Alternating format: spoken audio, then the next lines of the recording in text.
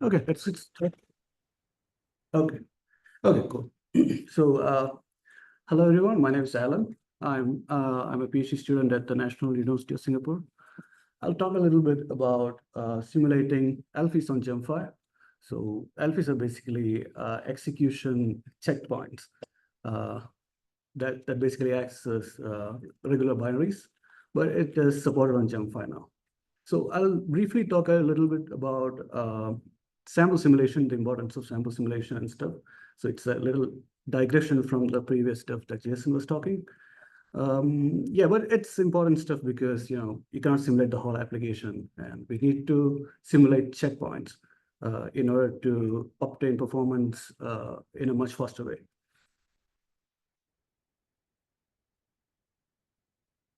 Okay. So this is what I was saying, microarchitecture simulation is slow because of the emerging hardware, and the more slow people have tried to integrate a lot of different components within the system. So simulating all of this using a cycle level simulator or even a cycle accurate simulator is much slow.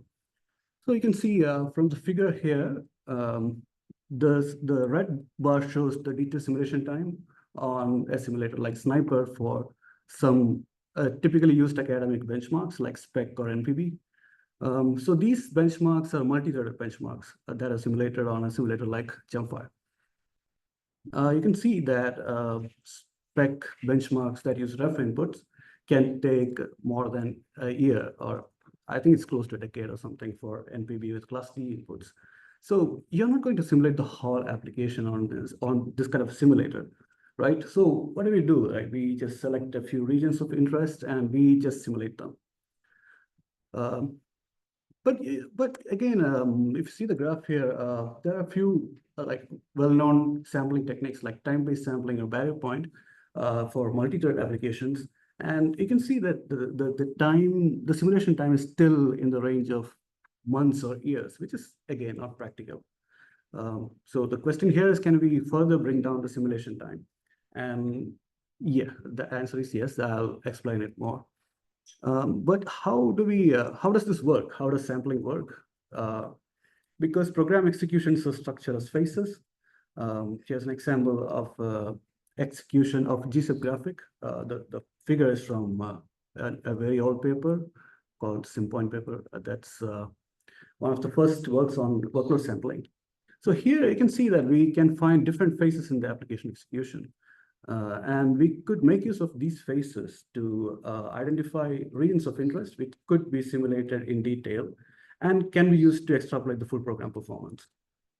So assume we have a program trace in the form of basic block vectors or BBVs.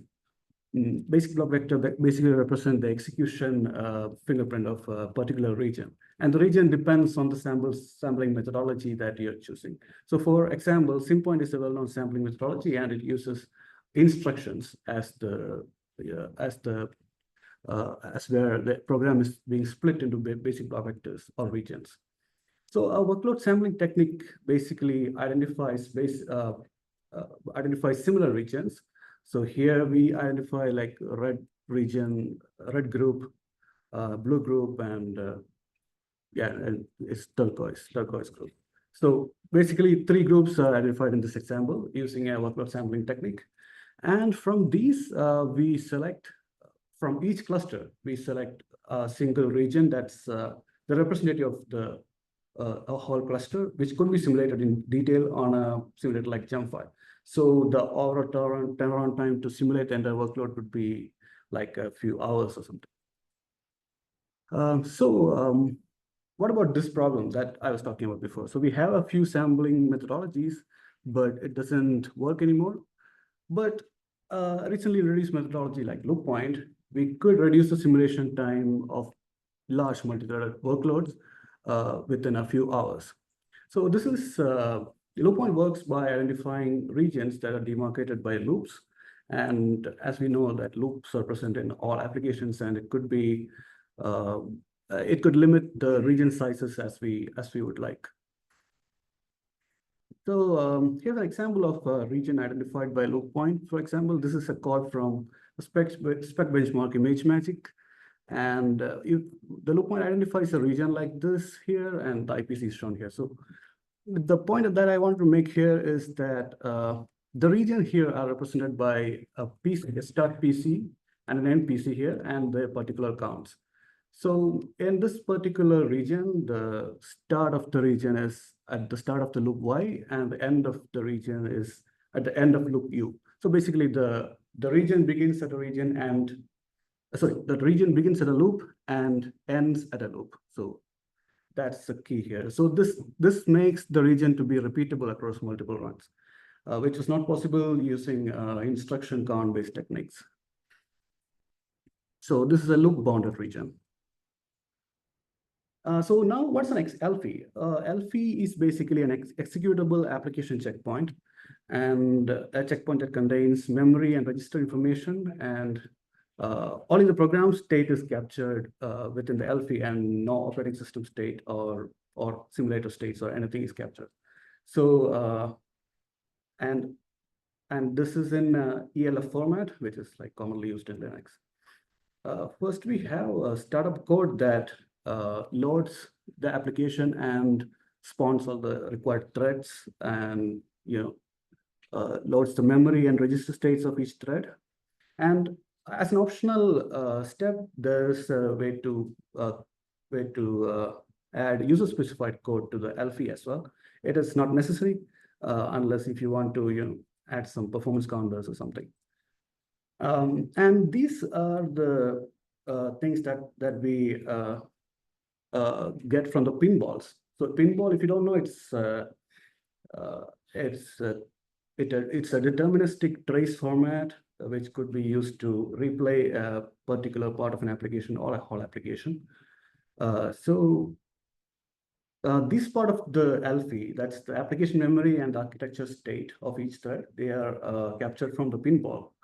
And we add the extra code and to convert it to an ELF format.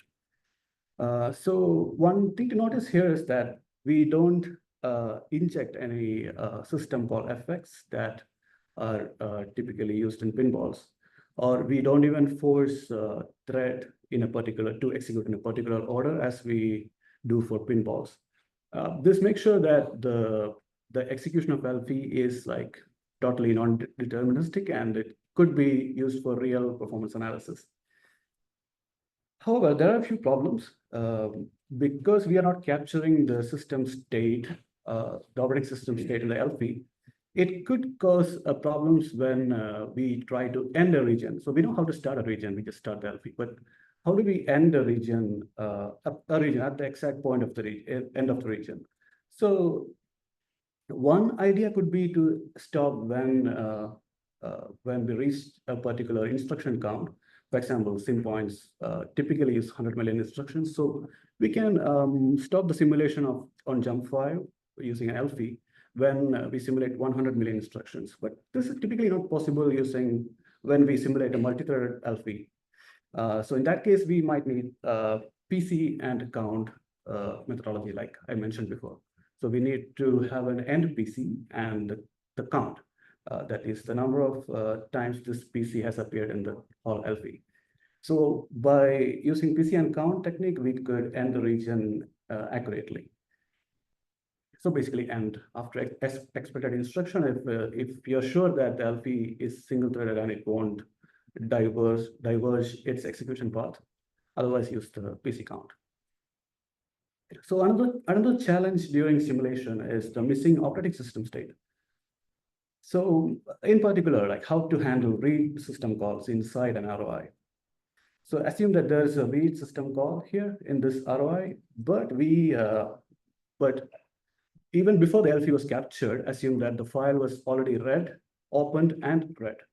So it needs to seek a particular position within the file. So how do we do that? This is a problem with ELFie if we just try to simulate it, because it may take a different path if it doesn't find a file in the particular location. So it's because ELFie assumes the original environment to be set correctly. And to solve this problem, we have a tool called pinball sysdate, that's already in the ELFie GitHub, and it could be used to reconstruct the file states for the ROI. So that means that the environment is created, right, which is appropriate for executing this particular ELFie. So this configuration file for the simulation using ELFie, it's like a normal binary simulation, except for the part that, yeah, this is an x86 binary, so we need to set the x86 board here. And if you're simulating for an 8-threaded ELFie, we need to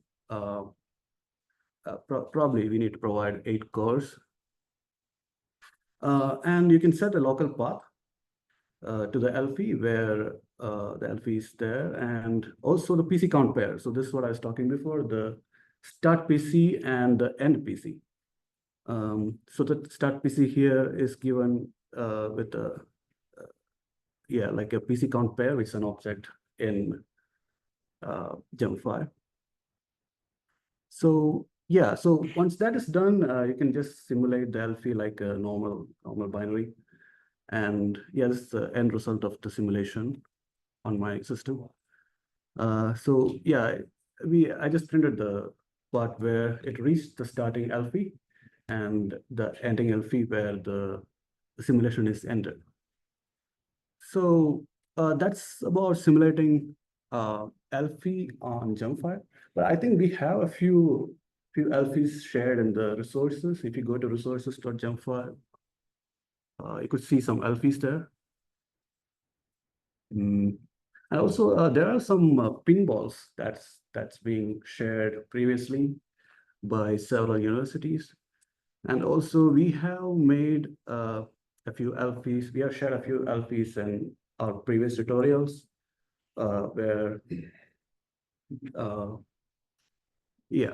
some spec CPU 2017 ELFies were shared. I can find more information on loop point and ELFies on these GitHub pages, which the slides will be shared later. So I guess that's it. I may want to shift to my laptop to show how to execute ELFies on the gem5 code space if you have time. Yeah, we have about 10 minutes left. If you want to, yeah. Try to switch off. Okay. So stop sharing this. Yeah, so since we're switching, I probably won't be able to record on Zoom. Yeah. Okay, cool. So you could go to resources.gem5.org to find some ELFies. If you could search for ELFie, you can find all these ELFies here. So I'll take an example of WRF with region 1. These are all spec 2017 multi-thread ELFies.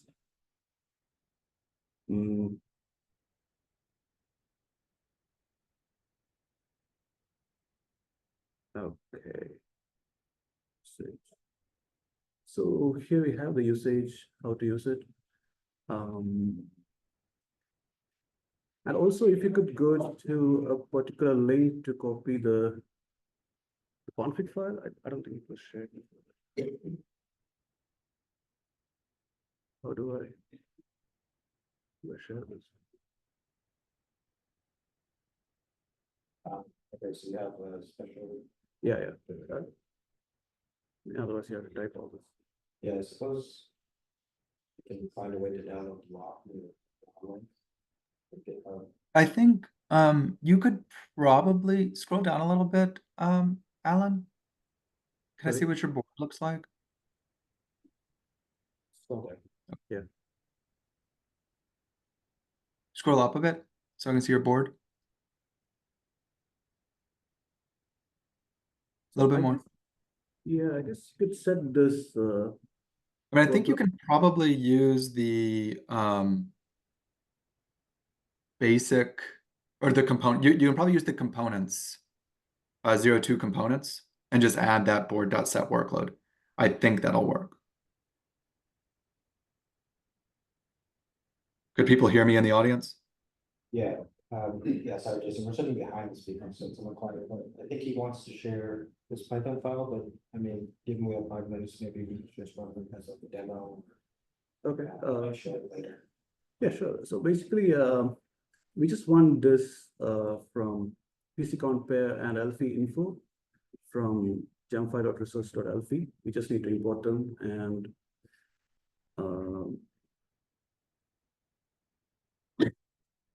basically just set the workload. What does set workload obtain resource? So there's an example if you want to run an ELFie. It's already shared.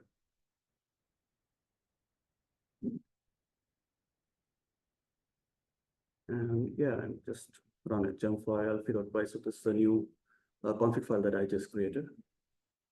So just run it. It will keep simulating until the end of the region. So the end of the region is given in this.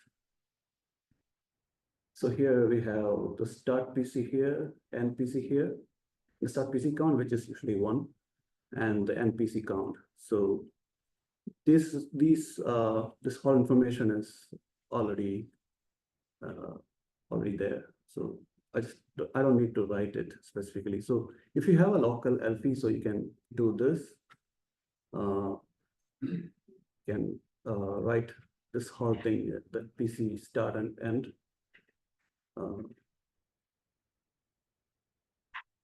Yeah.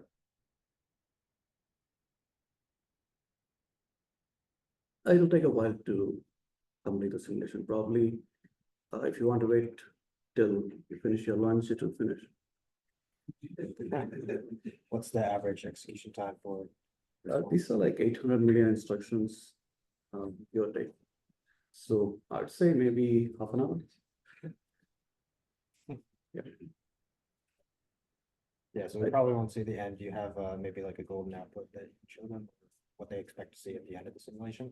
At the end of the simulation, it's just a binary simulation. So you'll see the stats, obviously. And you have several ELFies for one particular benchmark. For example, here in the web page, here you have within gem5 resources, you can see so many ELFies, right? So I don't know if they have added everything, but yeah, at least we have a few. So basically, you can run all these ELFies in parallel and extrapolate the performance of the full application instead of running the WR program for like more than a year or something. So basically, if you run in parallel, you'll get the results in a few hours. So that's the advantage of using ELFies. And also it's shareable because it is ELF binary, so it could be simulated on most simulators. Yep. So I guess that's it. That's the end of the talk. Any questions for Al? Yeah.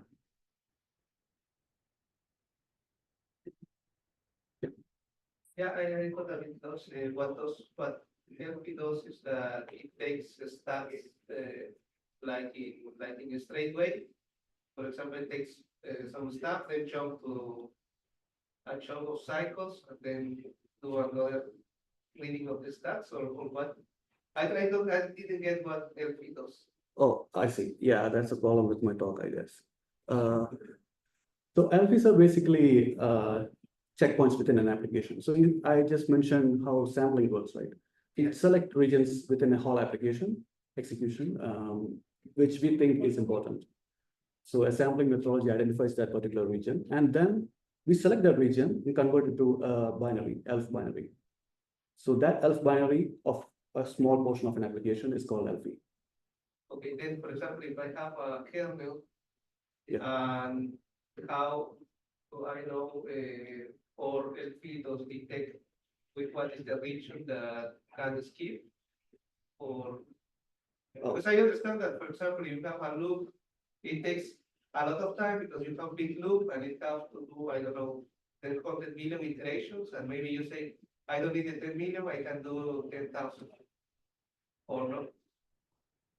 I don't understand. Maybe I mentioned about workload reduction.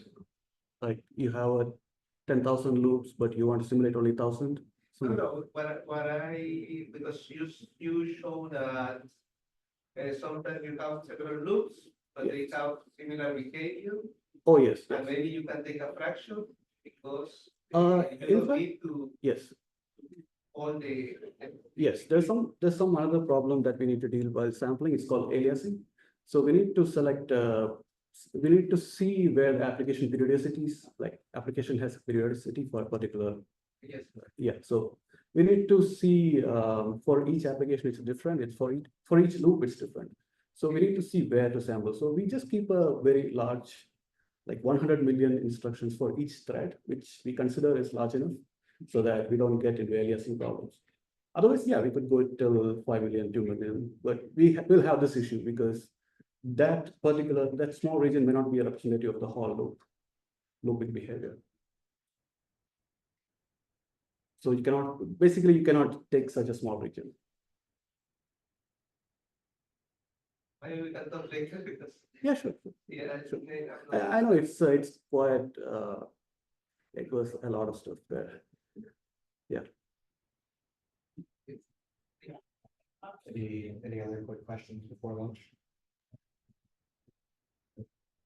Okay, so for lunch officially, it's 90 minutes here at ISCA on the agenda for this tutorial. We have an hour, so we can't force you to come back in an hour, but yeah, Jason, if you want to go down and talk to come back at 10 a.m. your time rather than 9:30 a.m. Let me know. So, yeah, can you hear me? Yes. Okay, great. Yeah, so I want to say when we get back from lunch, I'll talk more about the gem5 resources that Alan was using there. We kind of got things a little bit out of order, which is my fault. But yeah, so what time do you want to come back? Do you want to do the whole hour and a half? That's fine with me. Okay. You want to take a quick vote in the room or just do an hour and a half?